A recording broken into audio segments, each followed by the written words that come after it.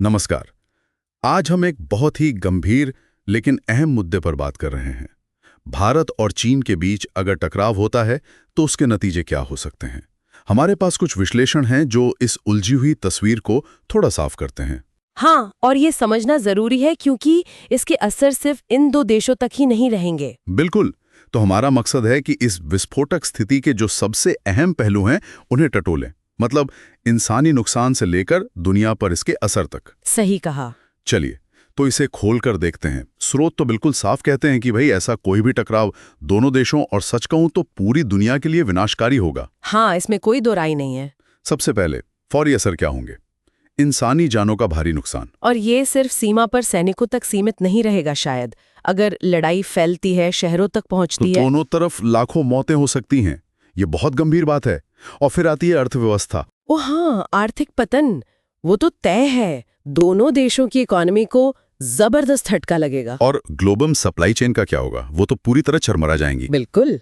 निवेशक भागेंगे, शेयर बाजार गिरेंगे, महंगाई आसमान छू सकती है। मतलब पूरी आर्थिक व्यवस्था हिल जाएगी। और इसमें एक और पेचीदगी है जो आपने शुरू में इशारा किया था।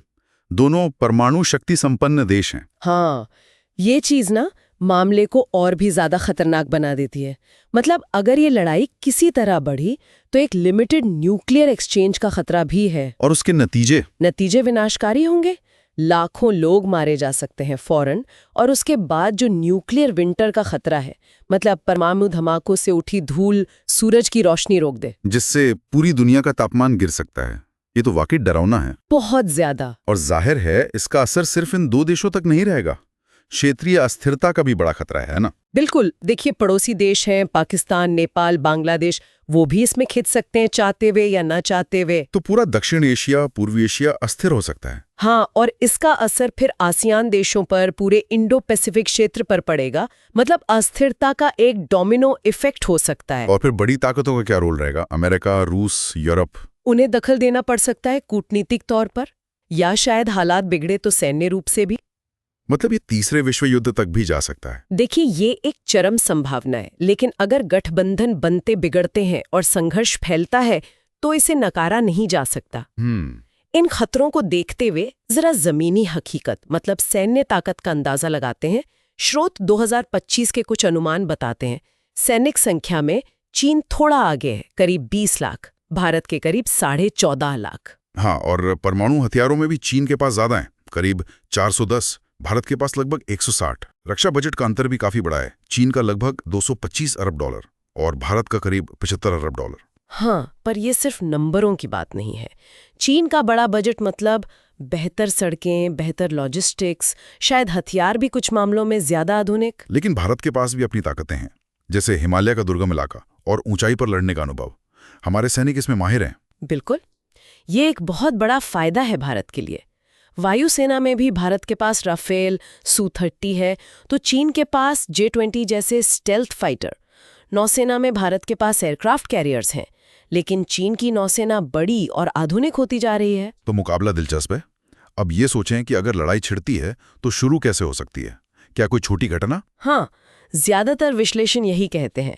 लद्दाख, अरुणाचल या सिक्किम में सीमा पर कोई झड़प हो जो गलतफहमी या राजनीतिक दबाव में बढ़ जाए। और शुरुआत कैसे होगी? पारंपरिक लड़ाई? शायद LAC पर पारंपरिक युद्ध, साथ में अहम ठिकानों पर हवाई हमले, साइबर हमले। भारत शायद अपने इलाके और ऊंचाई वाले युद्ध कौशल का फायदा उठाने की कोशिश करेगा। और क्या ये सिर्फ जमीन तक सीमित रहेगा? मुश्किल है। नौसैनिक मोर्चा भी खुल सकता है।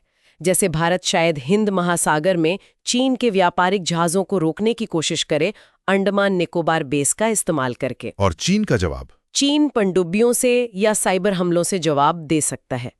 साइबर और स्पेस वॉरफेयर तो बहुत अहम होगा। सैटेलाइट को निशाना बनाना, कम्युनिकेशन जैम करना, आर्थिक नेटवर्क हैक करना। और वो परमाणु वाला पहलू? वो तलवार तो लटकी ही रहेगी। अगर किसी भी पक्ष को लगे कि वो बुरी तरह हार रहा है तो खतरा बढ़ जाता है। हालांकि उम्मीद यही है कि दोनों देश परमाणु हथियारों के इस्तेमाल से बचेंगे, लेकिन गलती की गुंजाइश हमेशा रहती है। तो इस सारे विश्लेषण के बाद बड़ा सवाल, जीतेगा कौन? देखिए, स्रोत इस पर एकमत है कि इसमें कोई असली विजेता नहीं होगा। मतलब दोनों का नुकसान? हाँ, चीन शायद सैन्य ताकत और आर्थिक मजबूती के दम पर थोड़ा पलड़ा भारी रखे, लेकिन उससे भी भारी कीमत चुकानी पड़ेगी। दुनिया भर से दबाव, देश के अंदर बेचैनी, लंबी लड़ाई का बोझ। और भारत रक्षात्मक रूप से मजबूत रह सकता है। उसे शायद लोकतांत्रिक देशों का समर्थन मिले, भौगोलिक बढ़त का फायदा भी होगा, लेकिन नुकसान तो भारत को भी बहुत ज्यादा होगा, जान का भी, माल का भी। तो सबसे ज्यादा संभावना किस तरह के नतीजे की है? शायद एक छोटा लेकिन बहुत भीषण संघर्ष, जो किसी तरह के युद्ध विराम या समझौते पर खत्म हो, लेकिन तब तक दोनों तरफ भारी तबाही हो चुकी होगी और उस तबाही से उबरने में सालों लग जाएंगे। तो कुल मिलाकर निचोड़ यह है कि भारत चीन युद्ध एक लूज लूज सिचुएशन है। दोनों ही हारेंगे। भारी मानवीय संकट, आर्थिक बर्बादी और एक बिखरी हुई दुनिया। बिल्कुल, जैसा कि स्रोत भी कहते हैं, असली जीत लड़ाई से बचने में है, कूटनीति में है, आपसी विश्वास बढ़ाने वाले कदमों में है और संकट को ठीक से मैनेज करने में है। यह हमें एक अहम सवाल पर लाकर छोड़ता है। इस पूरे विश्लेषण को देखते हुए वो कौन से ठोस व्यवहारिक कदम हो सकते हैं जिन पर दोनों देश सीमा पर तनाव कम करने के लिए और गंभीरता से सोच सकते हैं? इस पर विचार करना जरूरी है।